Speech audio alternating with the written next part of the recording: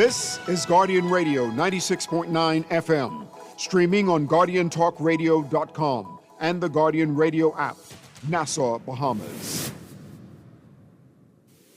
The views and opinions of the hosts and guests are their own and do not necessarily reflect the views of the management and staff of Guardian Radio.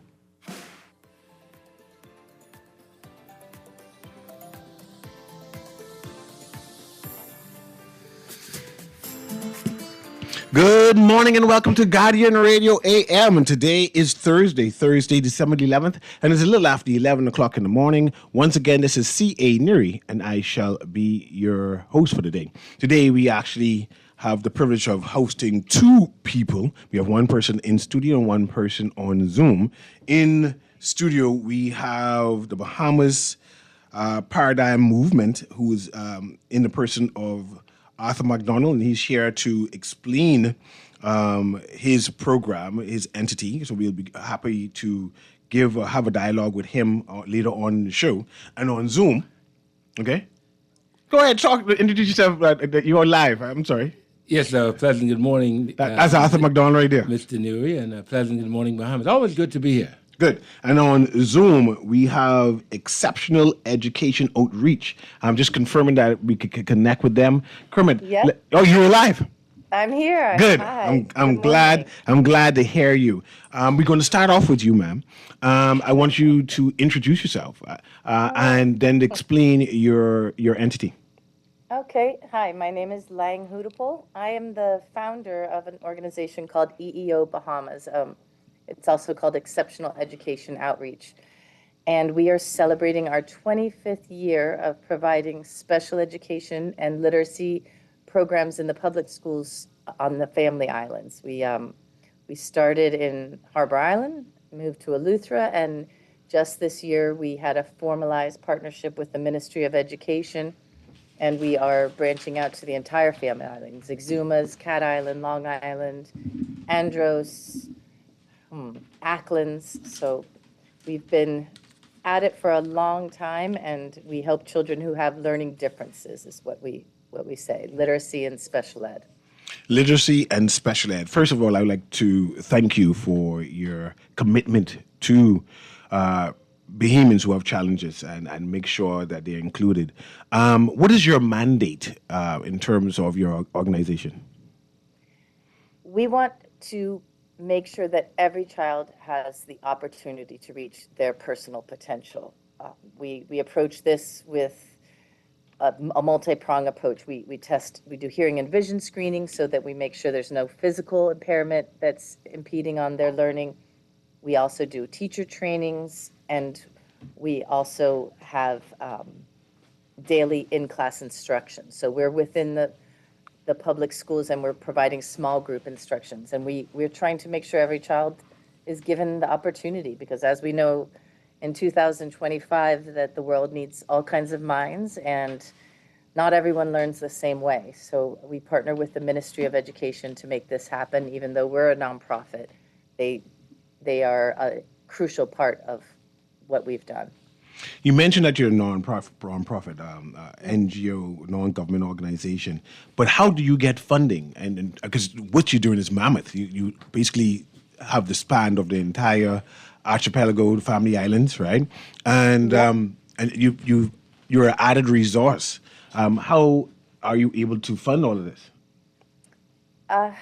So when it began, we started in Harbor Island. I'm a special education teacher. That's my background. And it was just myself sitting under a shade tree in Harbor Island all-age school.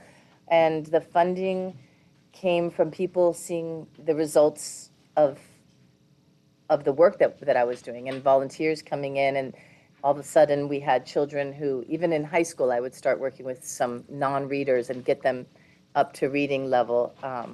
So that most of the funding came from people who had family foundations on Harbor Island. And then as the program grew to Eleuthera, businesses started to contribute,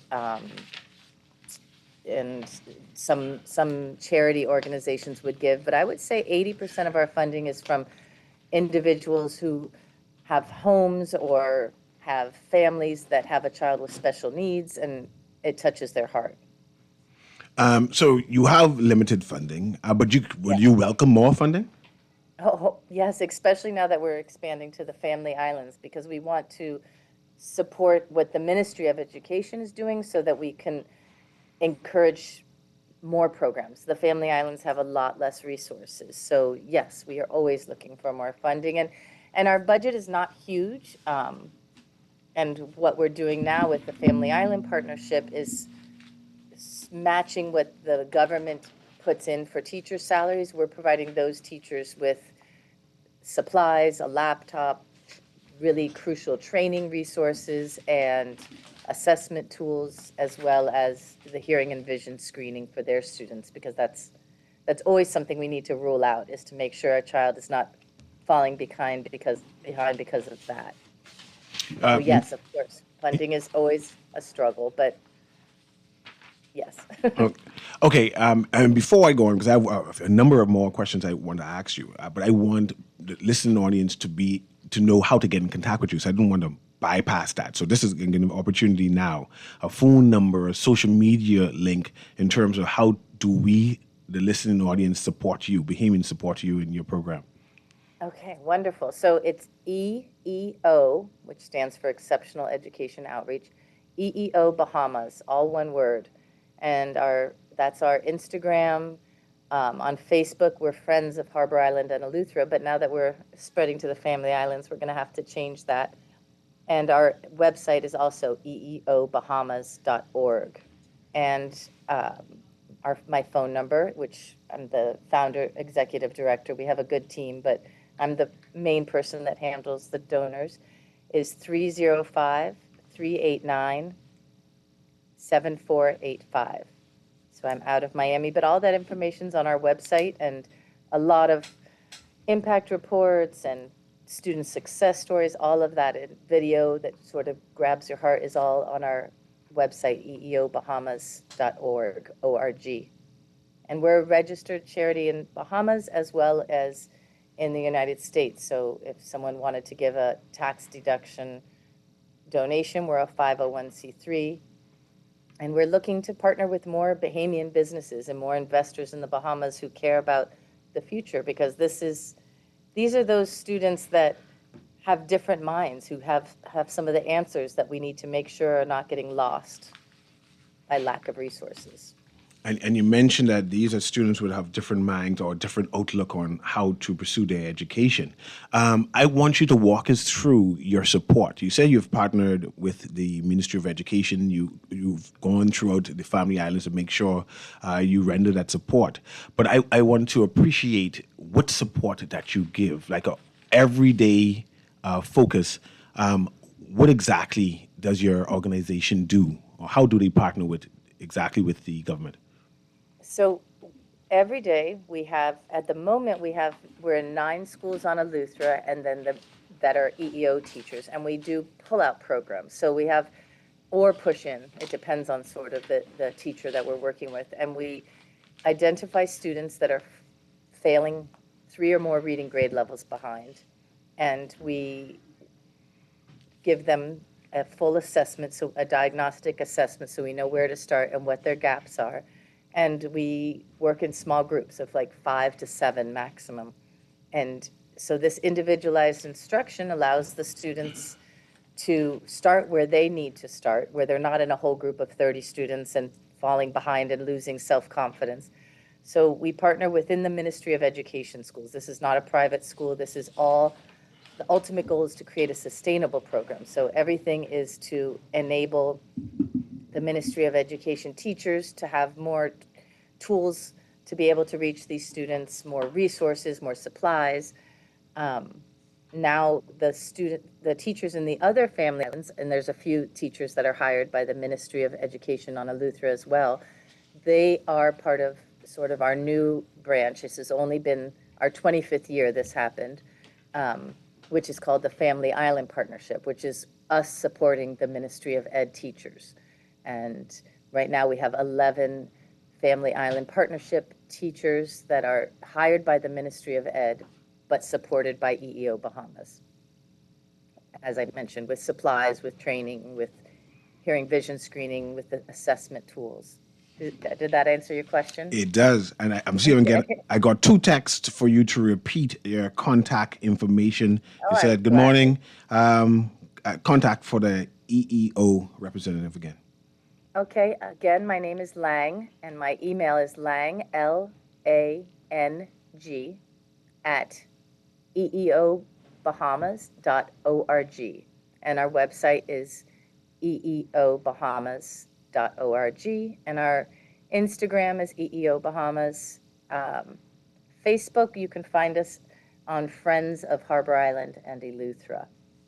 And my phone number is 305 389 7485. Okay. And you mentioned that you have EEO teachers, and I wanted to appreciate exactly what does that mean?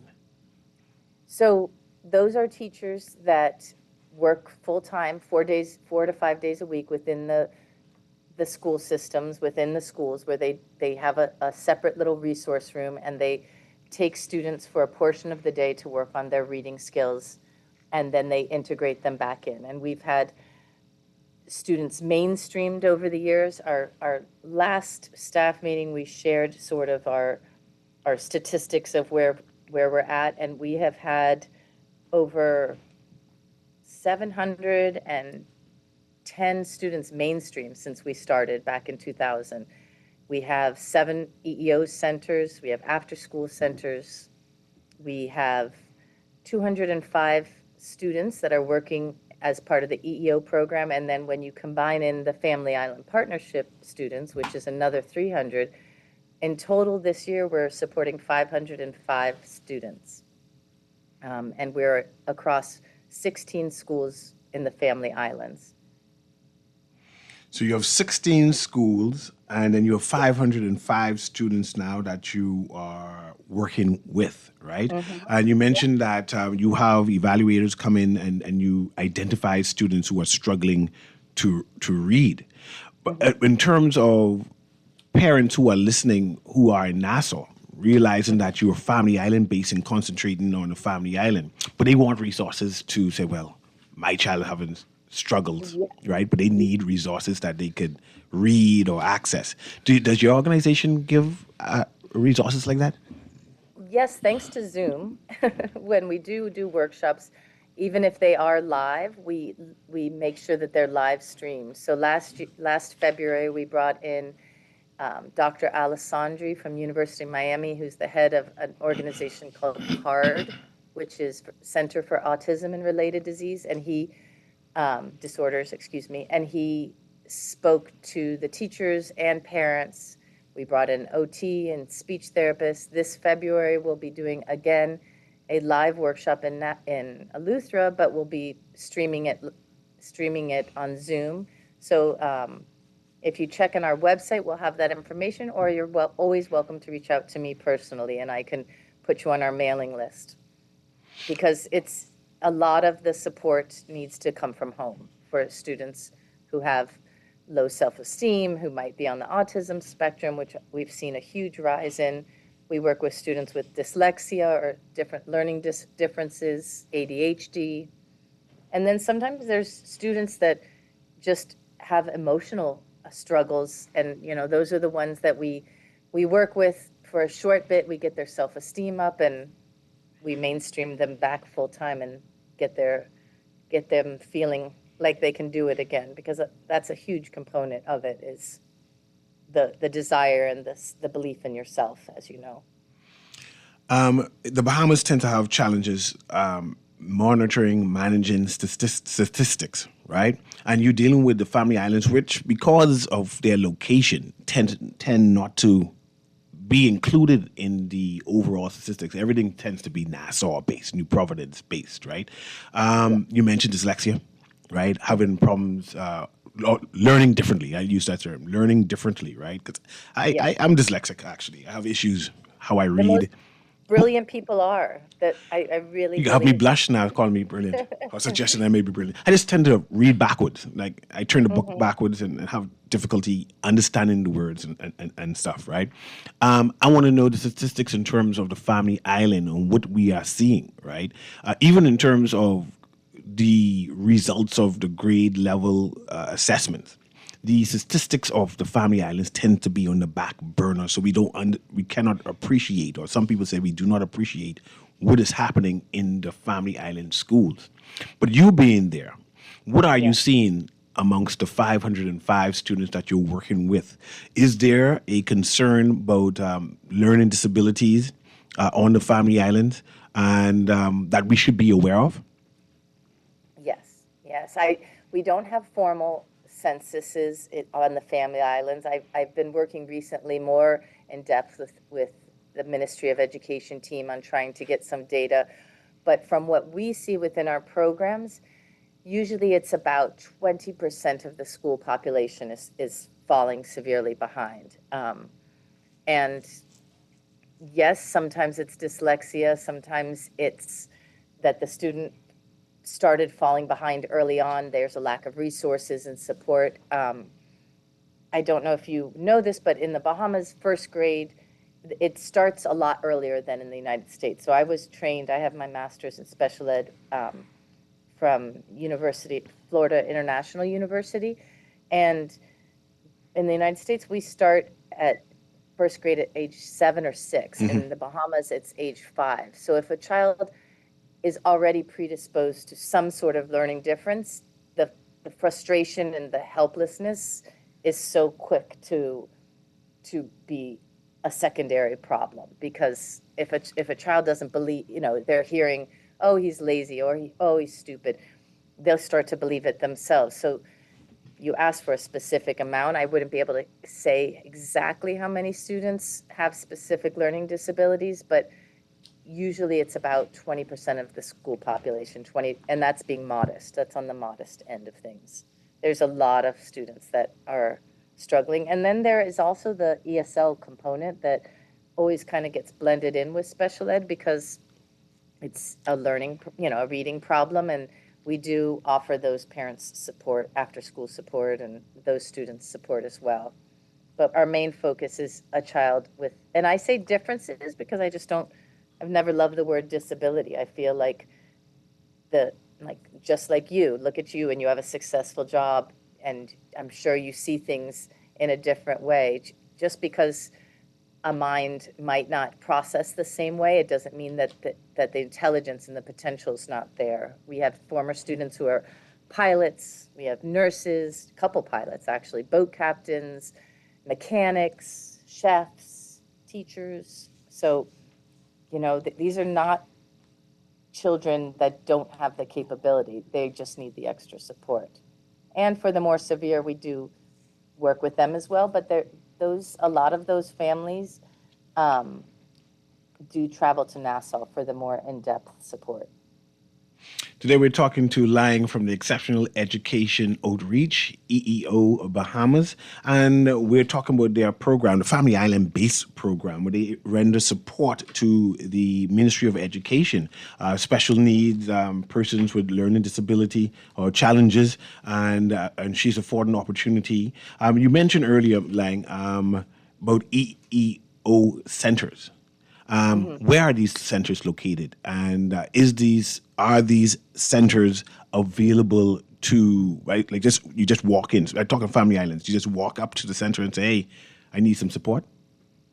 No, they're all within the public schools. So right now we are in 9 schools across Harbor Island and Eleuthera, and then on the Family Islands, they're not necessarily run by EEO, but they're Family Island teachers, special ed teachers that we're supporting. So no, you can't, you would have to be a student at the school and then be referred to the program through the principal and the teacher. We sort of have a process that way. But if, there have been students that are not in a school that we're supporting, and they reach out to us and we provide support otherwise. We get the parents' support. We have one-on-one therapists that will work with parents and offer strategies. We try to do more in-depth evaluations, but that's one of our struggles, along with funding. And I can imagine funding is always important and it's always a challenge. And I'm glad that you have international funding. I'm glad that the Ministry of Education has partnered with you. And so we just need local organizations here to accept and actualize that you need support and your organization needs support to definitely impact family islanders and particularly family islanders regarding special ed and children getting extra opportunity. But is there any big or function happening soon or any announcements that you need to announce? We just had our 25th year celebration slash fundraiser at a place called the Dunmore Hotel on Harbor Island. And we're planning on doing one in Nassau in the early spring, but we're looking for someone to host it. You know, the family islands, we're all connected. And I explain this to people from the States, that we all have communities that overlap. So yes, we just finished that one, but we're still on our 25th year drive. We have a goal we're trying to finish reaching because we didn't reach it at the fundraiser. It's very hard. There's a lot of, when we started, there were not this many charities and nonprofits. It's become a whole different, become a whole different world out there now. But what we pride ourselves on is a very low admin.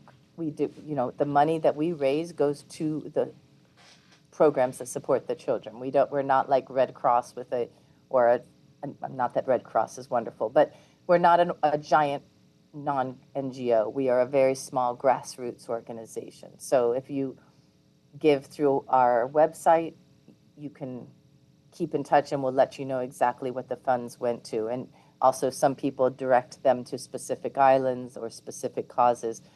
But we are looking for businesses, for Bahamian investors to realize that this is their workforce, this is the community that we need to support. And if without the support, they're the children that are frustrated and resentful in the community. Can independent organizations, like I know there's a Long Island Association, there's an Acklands Association, can they pinpoint which island they want to donate to, and then you put forward resources, particularly for PEG resources, particularly for an island? Or can that happen?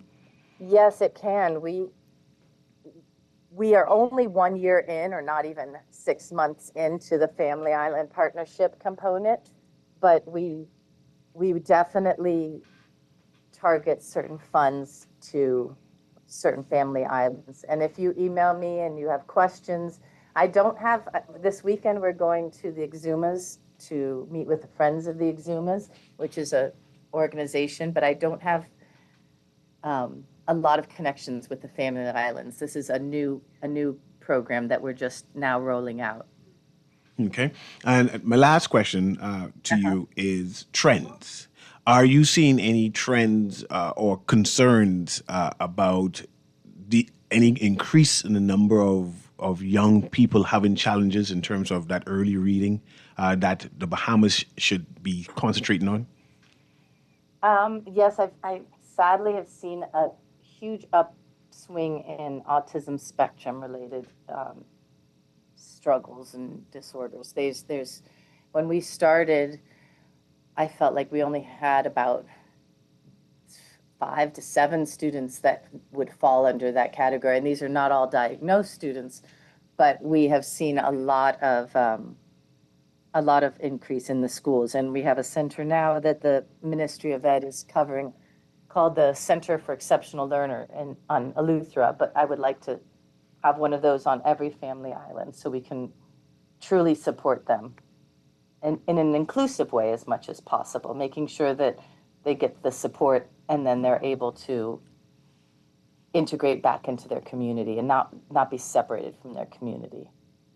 Okay, Ms. Lang, I'm going to give you the last word. When we come, we're going to take a quick commercial break. We're going to come back to Bahamas Paradigm Movement with Arthur McDonald. But go ahead, you have the last word.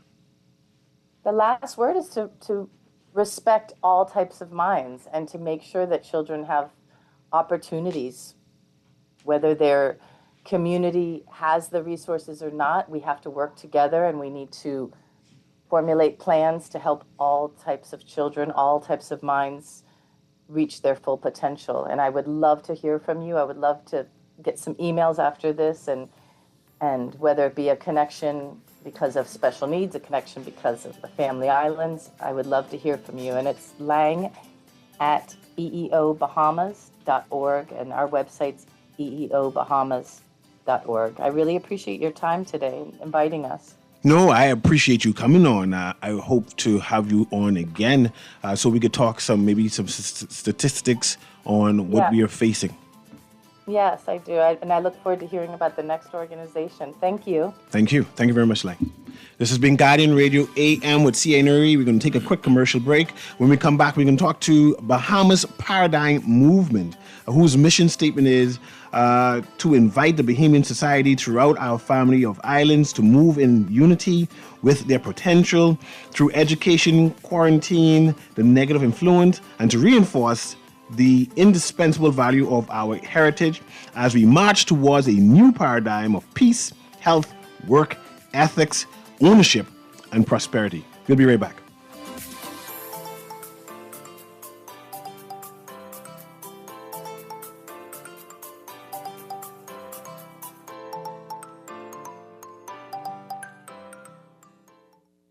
Just sign in and have a seat, please. They'll call you in for your x-ray shortly.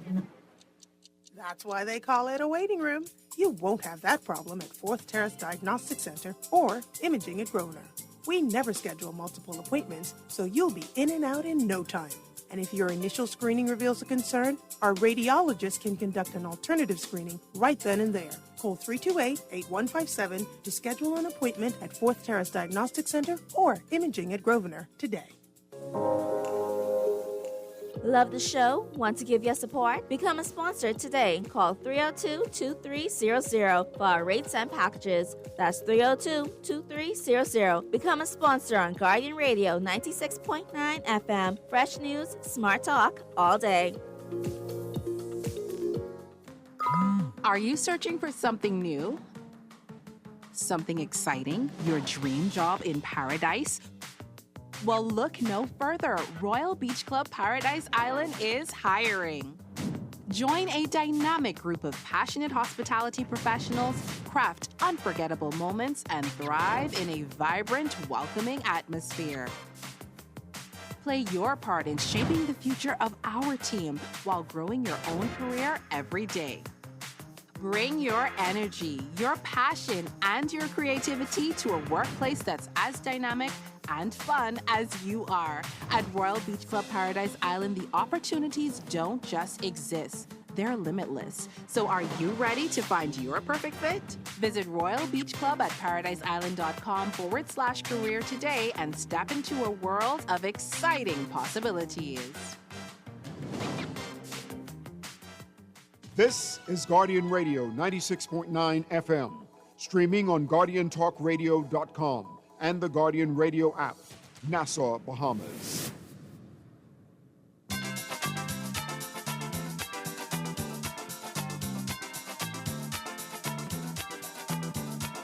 Hello there, Merry Christmas, how you been? It's so good to talk to you again.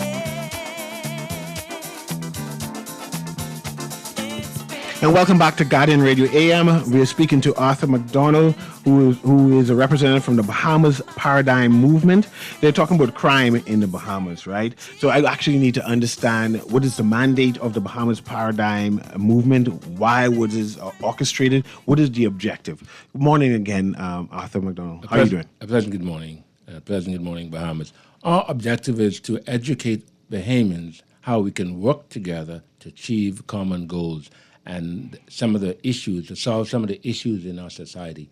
And one of the main goal is to try to prevent crime within and throughout our country. And of course, we launched this bumper sticker that you can put on your vehicle, and then we have them here. We have them at McCartney Pharmacy. We also have a Jones Communication. And then hopefully we can leave some here for people to pick up.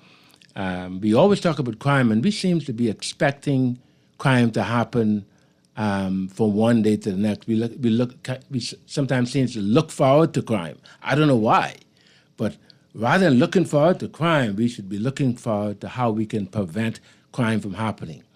And Newry, I believe that why we're having all these crime in our country is because we have traditionally did not pass on the tradition that was left to us by our forefathers. In addition, we have 70% of our homes are run by single mothers. And not that single mothers most of them doesn't do a good job, but a fraction of them don't have the time to do it. They have to go to work. Children come home from school, the neighborhood and the people and some of the bad folks in the neighborhood, they hang out with them, and here, and we have these issues in our society. So we need to do as much as we can to fix our issues within the home and within our society. And I'll tell you, in 1994, in the Carmichael area, one of the largest housebreaking ring that I solved was in that area. We had 2 rooms of electronic items that they've been trying to solve for many, many months. I cracked that, and we had 2 rooms of, you can imagine, electronic television, VCR. In fact, I found them because they break into my home, Mr. Newry. And 3 days later, I lay low for three days, and I found them. And it was amazing to see how many electronic items they had in that home. You mentioned earlier that you're trying to prevent crime. How does one prevent crime, and what activities is your organization doing to prevent crime? Well, we're trying to instill in people in the neighborhood to keep their environment, their property clean. Your mind has a funny way of thinking, Clean environment, people are kind of happy. You know that when you go to, if you ride over the Atlantis, your mood changes, because of the environment. You ride down and go in the hotel at Cable Beach, at Bahama, your mood changes. You go to the United States and you see the clean environment. You're on vacation, your mood changes. So your organization has connected cleanliness to crime? That's one of the issues, yes. And then, of course, making sure that if you don't have a male in that home, a man, a husband in that home, you get your children involved in some social activities that will lend them some support to developing their character, so that know how, particularly the men, how to become a man. And sometimes, we think it's only men that have these issues. Sometimes there are many women in our society, or females in the society, that encourage men to go out there and get that money, because no money, no honey. So your organization has also connected crime to lack of male role models in the home? Absolutely. And of course, extended family support. And we go to, and we point fingers at the church, we point fingers at the church and the government, right? And we don't point fingers at us. We have families we know who may be struggling and need food, need clothes. We have family who have some challenges with their children. We don't reach out to them because we really sometimes don't even talk to some of our families. And we don't check on them. If the neighborhood and the families start to check on their families, you'll see a major change in this country.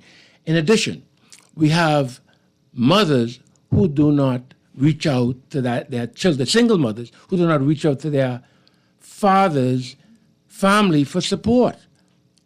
They struggle on their own because they do not talk to that man or that child's father, which is wrong.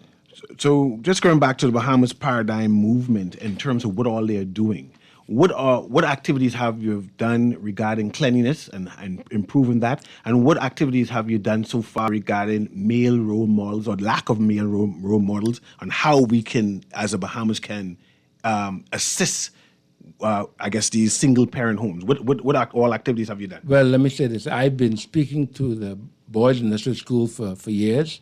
I've also, I do training, and as I do training for companies, in terms of customer service, I speak to the parents and persons within the organization the importance of being the best example for their children and their nieces and nephews. In addition, in my area, we have crime watch sign all through our areas. We see major improvement. In fact, I do cleanup. We do cleanup every month or every other month in the area, moving debris and cleaning up the area, the entrance of our area. And people have been telling me that we have seen major improvement in the area. There's no crime in our community. And in our neighboring community, there have been improvement. It was heralded by the member of parliament of that area, Patricia DeVoe, talking about Bamboo Town area, right? That's the East South area. So we have seen improvement. And you've seen improvement in addition to in the wider community, because crime is about 76 now, and that's a major improvement. And we hope that it doesn't happen again. And of course, gun doesn't create crime, a knife doesn't create crime. People do. When you grow up in a community with emotional people, when you grow up in a home where you see parents are being emotional and being abusive, and then you come out in the community and you see the same thing, what happens? That's the culture you develop from a child. And you can imagine this. You have a baby in your hand, right? Just born. And then go and become a toddler in your hand, in your home. And then a teenager. And then an adult. And you tell me you didn't have an opportunity to train that child in the way he or she should go? So what resources are your organization giving to single mothers at this present time? Where can they go and seek and find help? Well, we point individuals. Like I said, I do training to different. Our main issue right now, we focus, because you have to focus on. You can't focus on too many things. We're focusing on crime prevention. And that's what I'm trying to get to. How can you prevent crime, and what activities are you doing to prevent the crime? Well, this is one initiative by doing the bumper sticker. I come on the radio talking about crime and how, the same way I spoke to you and the public about your emotions and how you conduct yourself among your children. You're an example to our children. We blame the government and the church for too long, and we're not pointing our fingers at ourselves. So I'm encouraging people, and every time I come on this radio, and whenever I speak publicly, whatever a child displays, he gets that from the home or the environment or the people you allow them to be around.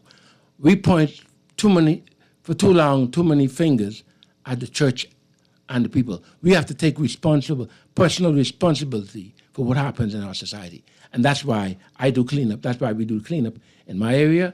We put crime watch sign, and we anything that we see that we can reach out to the government entities and areas and ministries to assist in terms of cleanup, derelict vehicles, which they're now doing now. They're doing a lot of that over the years. Those are the things that we do to try to assist our communities. In fact, I encourage people to do the same thing in their community. Put crime watch signs up, but we also have cameras up in our area. So we see what's going on. And people are saying things are getting better. So part of the things that you recommend, your organization recommend, is first you put up a lot of signs in order for crime watch signs, and that can be a deterrent. Well, no, the first thing is to train your children properly. But everyone say they train in the children properly. Well, we most people I believe, are trying to do the best that they can, right? The charity begins at home. You need to develop your children from home, because I just tell you that gun doesn't shoot people. People shoot guns at people. Knives doesn't stab people. Well, you can do that with a stick. See, people, but they don't use stick anymore. Yeah, but I mean, I've seen people assault people with a stick and force people to do things. So the gun and the knife, I appreciate. It's a mentality of people. So I want to know, how do you fix the mentality of Bahamians? Just by telling them, don't do it. It ain't working. No, it's through education. You went to school, Mr. Newry, I'm sure, and did you have to study? Mm-hmm. Repetition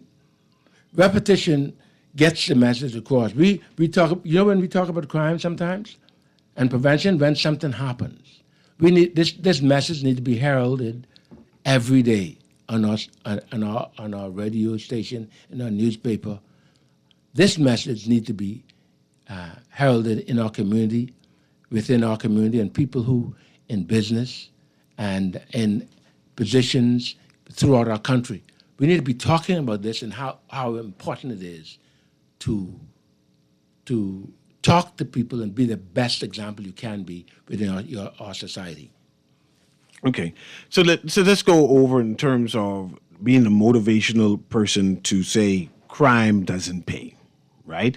What should you mentioned that we need to be talking more, we need to serve as an example. What should we be talking about? Who should be talking? Well, I mean, every day the pastor talking. No, well, every day the politician talking. Yeah, but every day the civic organization talking. However, we still have some concerns about crime. So perhaps talking isn't enough. No, I believe if families reach out to their siblings, if neighbors reach out to the neighbors talking about, because you know what happened? Before these things happen, you know that somebody actually have a clue how this child is acting in your community. Somebody knows. The parent knows, but sometimes these parents... But the parent broken. They're criminals. So you can't tell a criminal to stop being a criminal. They're criminals. You'd have a reason with a child molester say, man, you shouldn't do that. Their minds mess up. Yeah, of course. You got to punch them. You don't talk to them. You punch them. Yeah. In some cases, you have to do that. Because what happens is that, do you know all your siblings? No. You don't know all your siblings? My old man was a Rolling Stone. Oh. But those of us who know our siblings, do you know your neighbors? I try to stay home. When I was on East Street, I knew everyone, but that's called problematic. But where I now live in the suburbs, I just take care of that 60 by 100. Very few crime in that area. Yes, because everybody take care of their 60 by 100. Absolutely. And if we teach people in the inner city, if you go in these inner cities... To just take care of their 60 by 100? Yes. And then, of course, if somebody else in need in the area, if you can lend a helping hand to them, you will see the society transform. You mentioned culture. Right. And once upon a time, that maybe was a part of our culture. Right. We reaching out and helping our neighbors. But culture changes over. It's dynamic, right?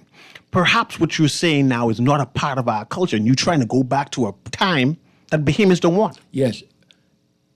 Let me say this. When I came back home in the 80s from school, let me tell you, this whole society, I was shocked to see the blinging and all the monies and the nice cars and everything else. That's that drug era? Man, in the 80s. Let me tell you something. Man, I was shocked. You could find money on the ground. That's our society we had at that time. And people seems to, from then to now, it seems like we have a culture of just wanting things. Yes. We become a thingsy society. We have forget the God value of helping your neighbor, loving your neighbor, do unto others you have them do unto you. Train your children in the way it should go, when he or she grow old, will not depart from it. We seem to just forget God and the values. Look at the divorce rate. People want more. they don't want to work towards something positive. We're looking forward to negativity, negative relationship, negative society, things are going wrong. It seems as if a lot, not everybody, seems like we're looking forward to see something else bad happen. Why can't we focus on our neighbors, our family, and see how we can assist them? Reach out to them and see what we can do to assist them. That's what we need to do.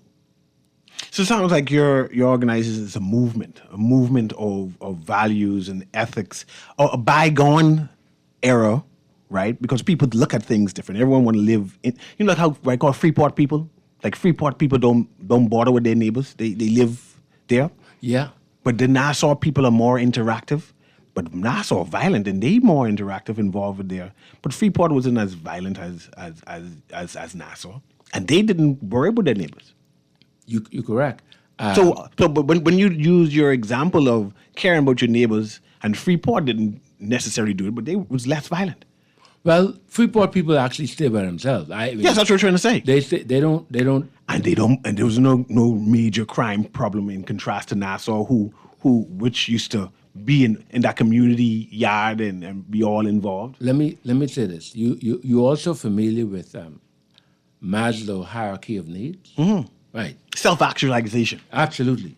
And when you're not self-actualized, and then there are some basic needs that people have, and if we as a society do not make sure that these people have physiological needs, if you don't ensure that your neighbor or your family have food, water, shelter, a warm area to be, they're going to find a way to get that.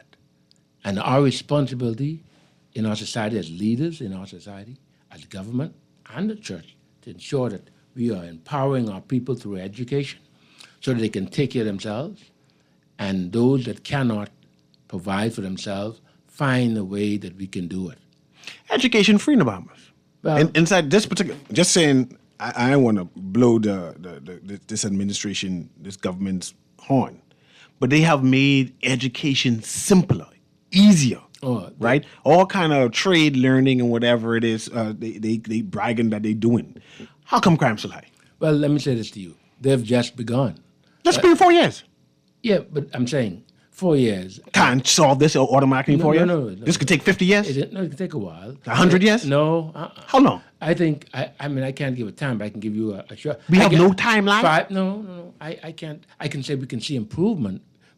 I told you we are now seeing some improvement throughout our society. But they are doing a good job. They have something, a recent promotion, I think, online. I think they have connected with some institution throughout the United States and elsewhere, where you can go online and probably sign up and learn trade. And in fact, if you don't bring trade within the community, you have to bring trade in the community. Most people don't have a ride to get to somebody's institution after work, okay?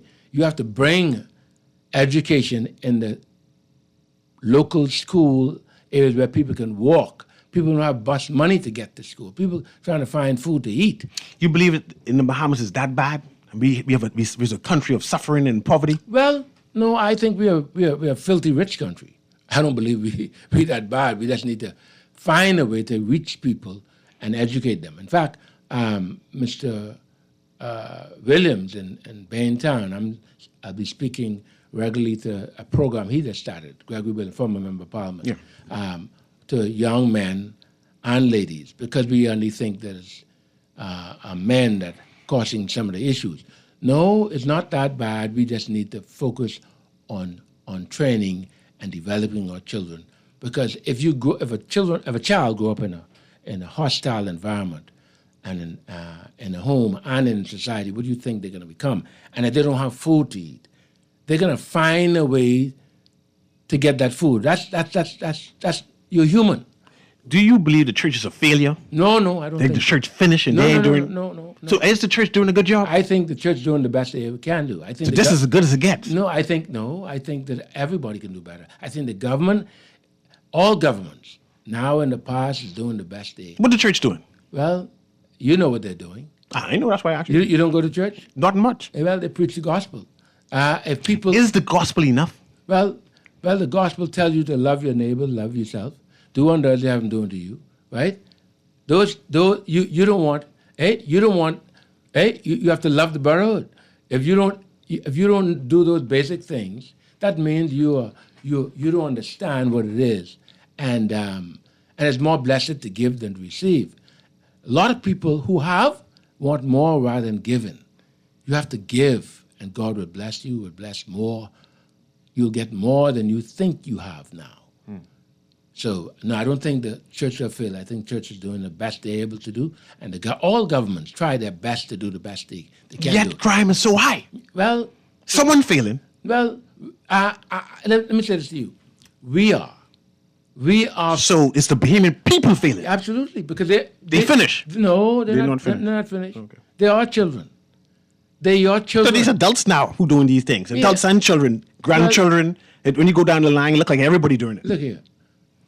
All males are not men, and all females are not women. Not because you see people walking in adult clothing. They are male or female. They are men or women. Many of them are toddlers in adult clothing, undeveloped. Like I tell individuals, all these young men that the police running behind, right? We need to find a way that we can educate these young men in prison. And of course, sometimes. But they have educational programs in prison. Yeah. Is it failing? But look, let me say this to you. You have to get the right people. You can't put the wrong people in the right job. If you keep on doing the same thing and expecting different results, what is that?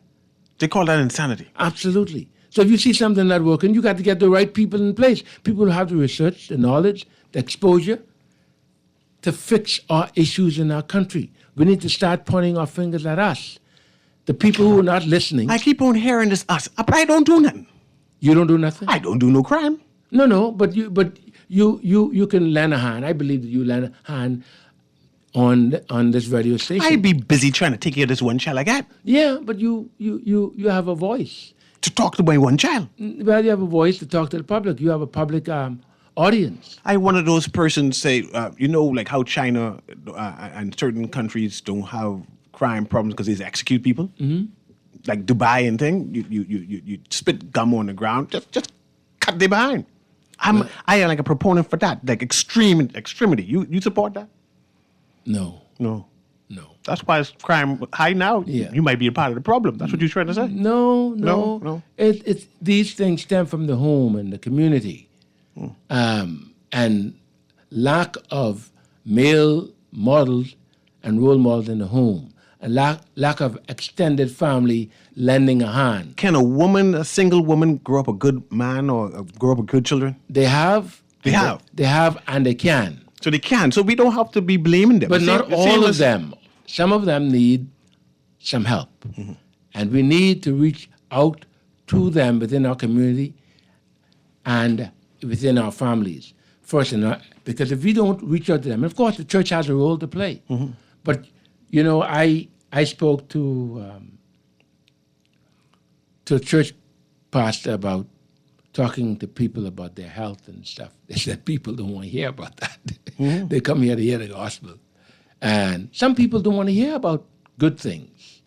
So we have to find a way within our community to assist the government in helping to raise our children and reach out to extended family to ensure that these troubled nieces and nephews get the assistance that they need, because there's assistance everywhere in this country. This country is filthy rich. So give us some ideas on some ways that we can be helping the government. As private citizens. It's 12 o'clock already. Yep. I got to invite you back. Yes, absolutely. But I need some ideas on how we can improve the Bahamas. Well, clean up your neighborhood and reach out to the people in your neighborhood. When they see something, say something.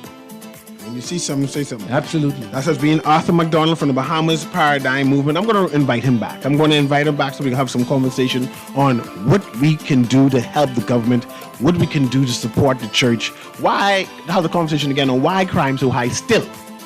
All these things you all say you're doing, and crime's still high. Well, it's improving. It's improving. Absolutely. Thank God it's improving. This has been Guardian Radio AM with C.A. Newry. Have a wonderful day.